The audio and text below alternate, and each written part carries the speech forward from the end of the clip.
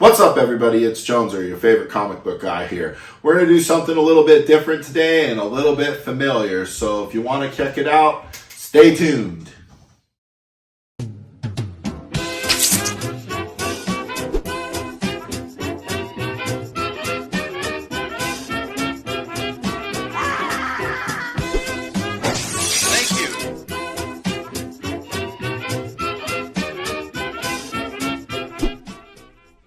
What's up, everybody? It's Joneser, your favorite comic book guy. So let's do this!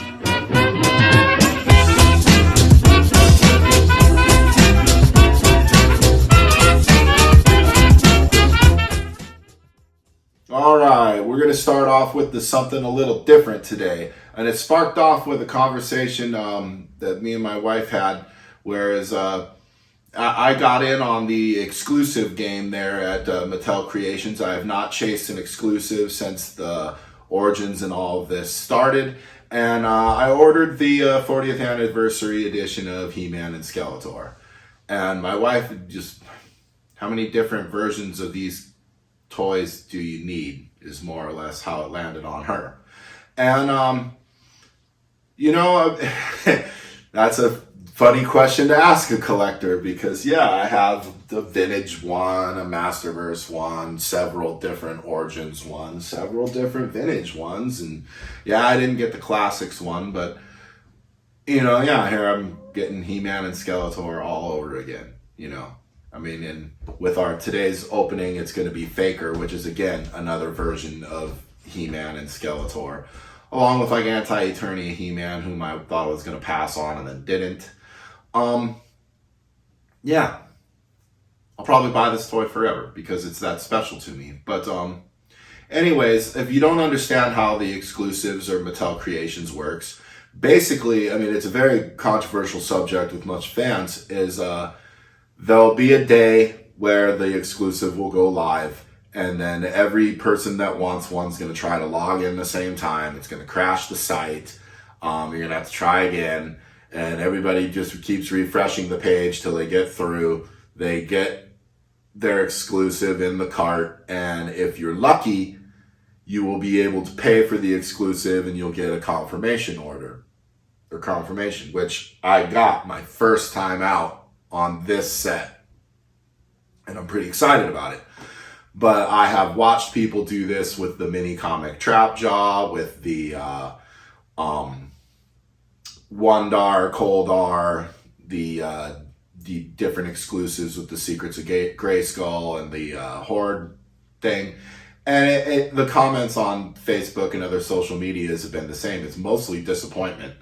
Lots of fans, have had experienced the thing selling out in less than 2 minutes, which I'm not sure what this 40th anniversary one, but it wasn't on very long, maybe 5-10 minutes, from what I've heard. Wondar was gone in 2 minutes. There are people who had them in their cart, and then as soon as they paid, were told sold out. Like, that seems a bit much to me. Coming forward, we've been told that Grizzlor, a core figure for the Horde and a popular figure that's already been offered as an exclusive, is going to be an exclusive. And so a lot of fans, he was trending on Twitter last night, and I can't imagine that this is good for the fans, although I do think it might be good for Mattel, because they could make a limited amount and sell out every time they do it and not have any overlap, or anything rotting at retail or hurting their brand. But as far as every fan getting the toy they want, I don't know.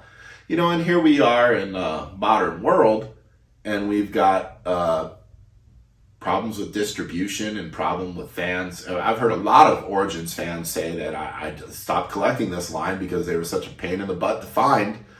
I don't even want to continue.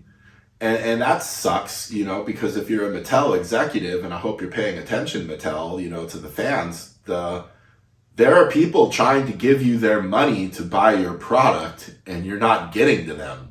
Like, you would think that would be a priority, because I would like to think if you're going to take the time to make one of these things, you should probably sell as many of them as you can And if you're going to leave money on the table, I don't see how that's good business. But I don't know. I digress. You know, there's been a lot of cool reveals at San Diego Comic-Con, and you know, the unfortunately a lot of the excitement was stifled out with a lot of news about Grizzlor. So anyway, we're going to get to the portion of this video that I wasn't going to spend a lot of time on, was this Faker review, because I'm late to the party here. This guy's been sitting at my house for months. He's even gone on clearance at Target at this point. So I don't know how excited you are to see an alternate version of He-Man, but here he is, front of the box, alternate couple heads, alternate armor, shield, sword, hands. It's Faker. He looks just like he did on Masters of the Universe Revelation. So we'll open him up. But before that, I wanted to continue on this talk about the San Diego Comic-Con exclusive in a positive light, because I'm super excited for the figure that I got. And there's some comparison shots here, as you can see now, of the one on the right, I believe, is Masters of the Universe Classics He-Man, which is a figure I do not have. They typically go for over $100 on the secondary market. And the one on the left here is the one that I'm getting. And I don't know how somebody has a picture of these in hand. It's probably from the Comic-Con. But that figure looks pretty cool. I'm pretty excited about this He-Man. That is the ultimate version of He-Man. You know, and most fans of action figures have said the Classics version here, the one on the right, is the one that is the greatest He-Man figure of all time. I'm thinking this one's going to beat it by a lot. With the flocked trunks and boots and the die-cast weapons, this thing just looks amazing.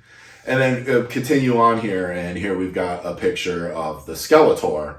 And again, you know, a lot of people have said the Masters of the Universe Classics version of Skeletor is the ultimate Skeletor action figure. I have heard some arguments of the new Eternia Skeletor was pretty cool, and I've got one of those coming. But I digress. Look at this 40th anniversary Skeletor. I mean, this thing looks amazing. Again, I think the weapons are die cast and the jaw articulates, which is going to be very cool. I'm very excited about that. As soon as I get this box in hand, I'm going to do a review on this channel of this, and I can't wait to dig into that figure. But, you know, to answer my wife's question, how many different versions of He-Man and Skeletor are you going to buy? Probably all of them that I can. So let's open another one. Okay, here's our Faker out of the box, and he is looking snazzy. I went ahead and snapped on the alternate armor and the alternate head on him, because this is probably how I will display him, unless I slap him back in the box. I might have waited too long to open this guy, as the back of his armor here was a little flimsy and had been bent in that position for way too long. So if you're getting these guys on clearance and they've been sitting on the racks for too long, just keep in mind that that armor piece needs to be moved out and put in place ASAP before it just gets stuck in that position.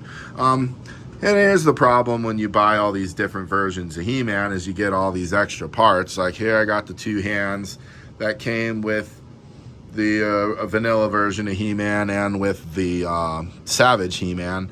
I got this shield again, and at least the sword's got some different paint on it. But then here's that classic He-Man armor, and you get the classic He-Man head, but at least this one has the red eyes, and you know, gives him a little bit of a difference. And then you got the kind of Terminator 2 looking head here, and that's basically your Faker. You know, he's just another version of He-Man. I was a little surprised they didn't go with the blue skin look that he typically has, like say in a vintage Faker. Let's see if we can get him to stand. These vintage ones are kind of hard to stand sometimes. Bear with me here. Sometimes you can find the balance. Oh, look at that. Yeah, it's like I've done that a time or two. And then you get the more vibrant colors with the Masters of the Universe Origins version of Faker here, which you Yeah, I guess they went with the look from the TV show. Oh, and there he goes, which is very fitting for what I was going to say, because I think the Origins version of this figure is the best. That's right, Vintage, I said that. Cha! I'm the best version of Faker because I have the most vibrant colors and the better articulation, and I look like the childhood shouldn't. Ha ha ha.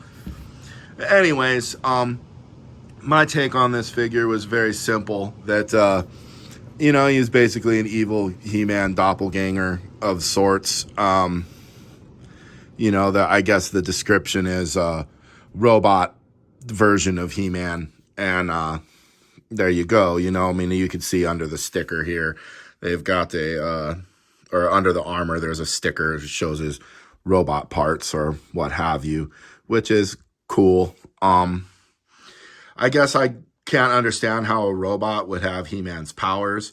So as a child, I always kind of came up with, because he had the same look as He-Man and Skeletor combined, that it was like a cyborg made with some He-Man DNA and Skeletor DNA, and this is the apocalyptic Frankenstein monster you got.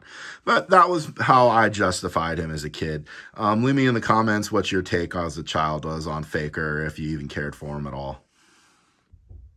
Well, okay, that was Faker there, and I'm sorry this video wasn't so much of a review of Faker. I guess if you wanted to see a better review of him, you could check out my buddy Radical Toys or Pixel Dan, or there are many people who do these reviews. It was a little bit more of me getting out my take on San Diego Comic-Con and Mattel Creations exclusives, and my thoughts and opinions on searching for these toys and what's it like. Have you tried to get a Mattel Creations exclusive? What was your experience like? Was it a joyous one? Were you one of the few that got one, or were you one of the many that ended up upset?